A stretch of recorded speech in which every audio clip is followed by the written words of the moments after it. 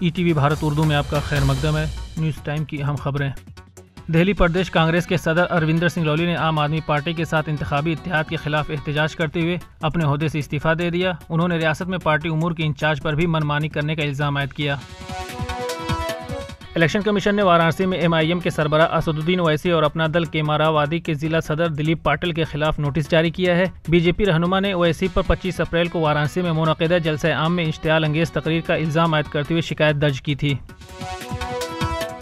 Indian coast guard نے گجرات کے ساحل پر ایک پاکستانی کشتی سے 600 کروڑ روپے مالیت کی 86 کلو منشیات برآمد کی ہے اور 14 افراد کو گرفتار بھی کیا ہے۔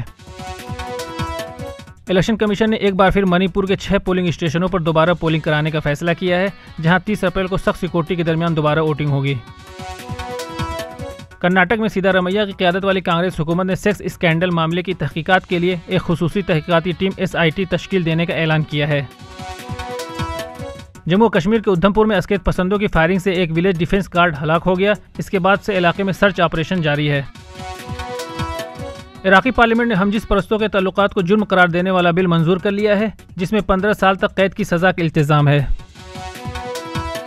فلسطینی مزاحمتی تحریک حماس نے غزہ میں قید 2 اسرائیلی یرغمالیوں کی ایک ویڈیو جاری کیا ہے، جس میں وہ وزیر اعظم بنجامن نیتن یاہو کی حکومت سے ان کی رہائی کے لیے معاہدہ کرنے کا مطالبہ کر رہے ہیں۔